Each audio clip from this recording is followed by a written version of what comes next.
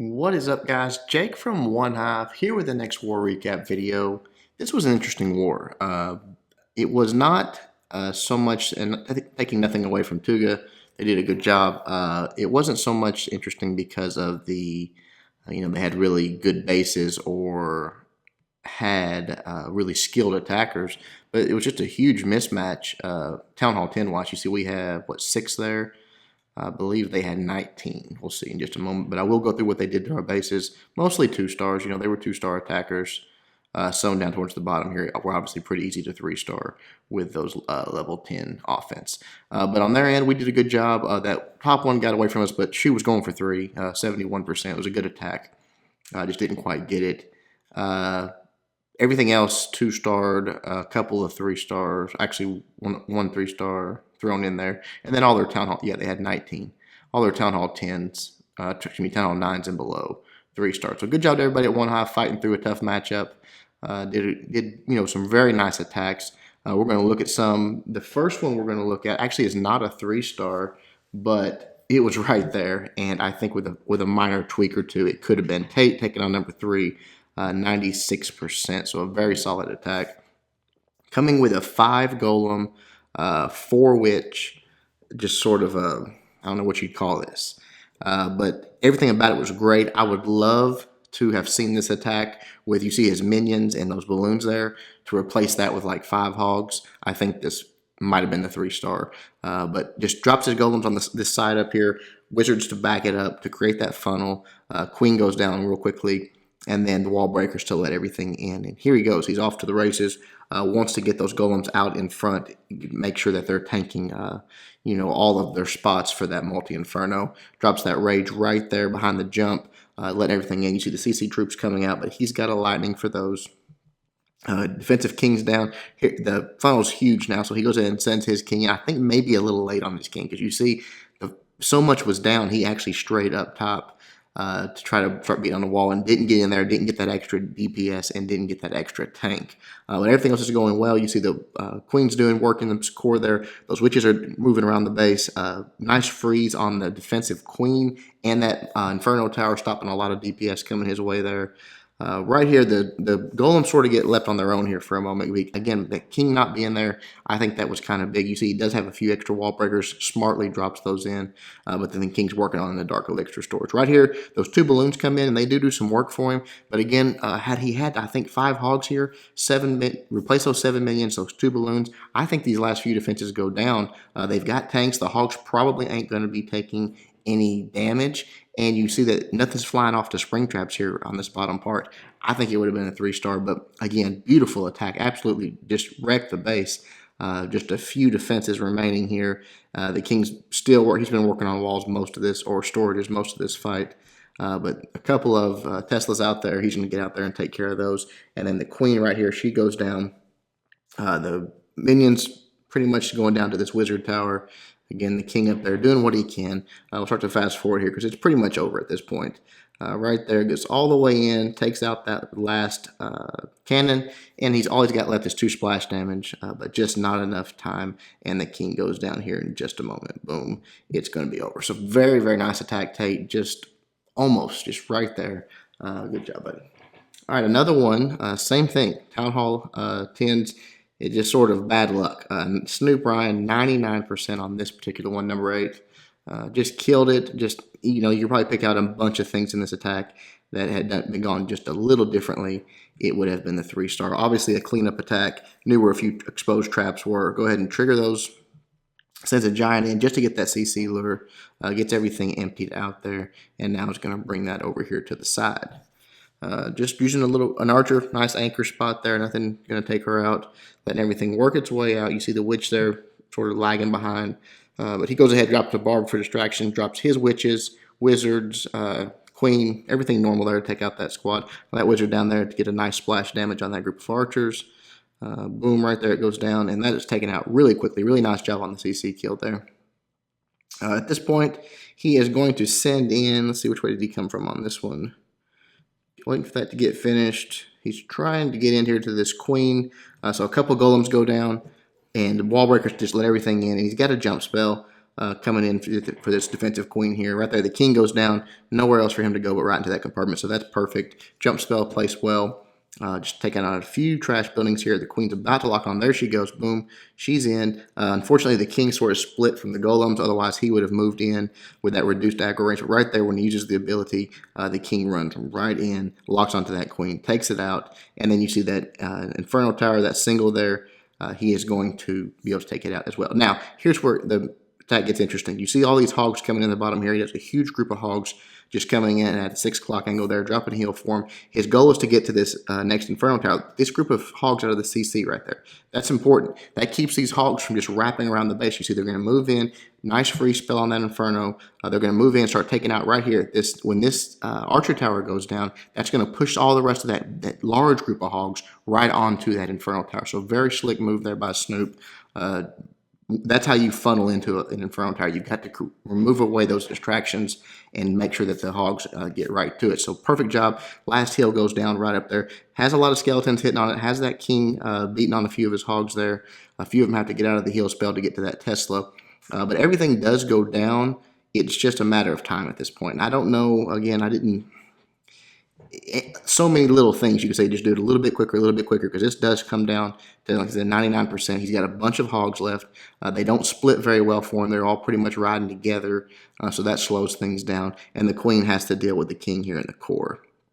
But very, very close. Very nice attack. Again, you'll see how close this actually gets. We'll come down here to this last building that's alive.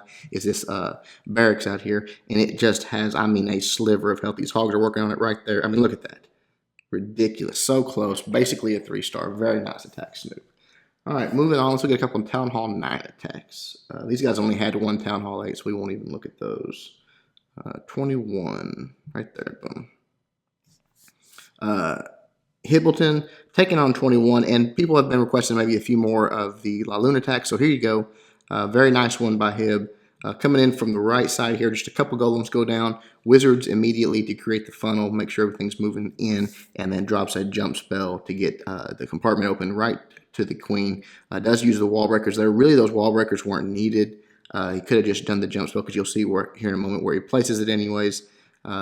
It really didn't change anything. It did let him into that cannon, but right there he could have dropped the jump spell into the compartment for the queen. I suppose that did let him a little bit further into the base, but I probably would have saved the wall breakers and just got to the queen. Right there, lightning spell goes down, takes out the CC troops.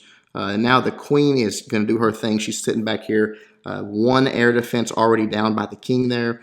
She has to work on a few storages and a mortar, a Tesla first, but once that goes down, she is going to turn her focus onto that air sweeper, get it out of the way, and then onto that second air defense. He's not going to sit around and wait on that, though. She does have her ability. He's going to use it right there. Boom, get that storage down very quickly, and then right here you'll see she gets onto that X-bow, which is another bonus. You know, that's nice to take out. It's almost like another long-range archer tower to take out, and then she's going to get onto that air defense there. Coming in from the top, different angles for his lava hounds. Balloons, perfect, just targeted balloons for each one of those defenses. Nothing's really even attacking his balloons. And then again, working that counterclockwise motion. You see the second air defense did go down. And then right here, boom, it's over. He got so much from that kill squad. The defensive queen, the 2 air defenses, the air sweeper, the CC troops, all of that went down, so it's pretty much over at this point. Beautiful placement on the rages. Still has 2 loons in the bag. He can drop right here on this archer tower, but you see he's got a huge wad of balloons left over. I think there is right there is a lava hound still in the mix there that does not bust. I don't think it might get by that Tesla there. No. Yeah, right there. Boom. Perfect timing. The last one goes down. Gives him a few more pups for cleanup. You see these pups are already up top doing a little bit of cleanup work up there. Queen's still running around doing a little bit of cleanup, so that helps. We'll fast forward. She goes down to a double bomb set, but not soon enough. The 3-star. Boom. Nice attack hit.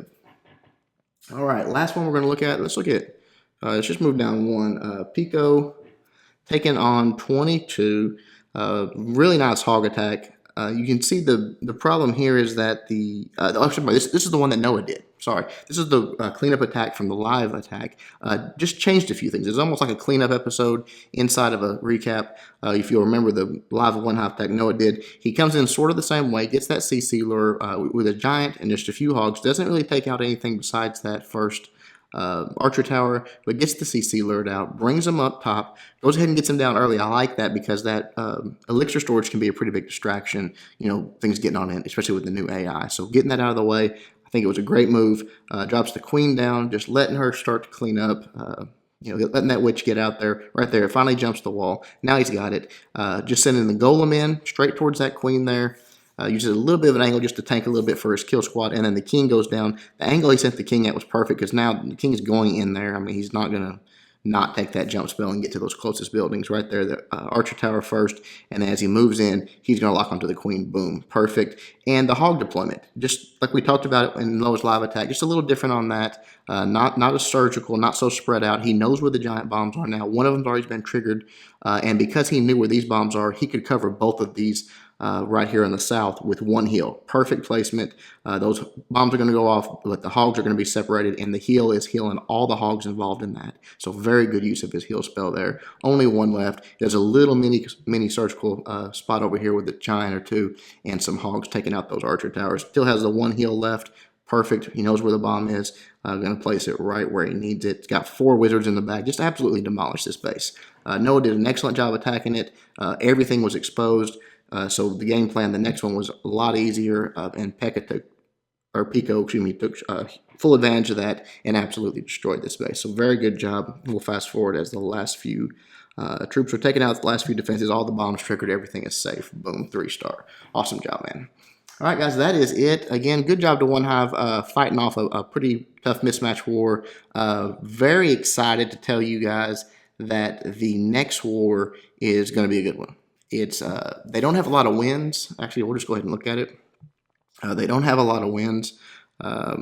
Marklar 2, but their bases are upgraded very, very well. High-level heroes, lava walls, all over the place. Town Hall 9, a good even matchup. They do not have a heavy weighted matchup as far as Town Hall 10s or 9s.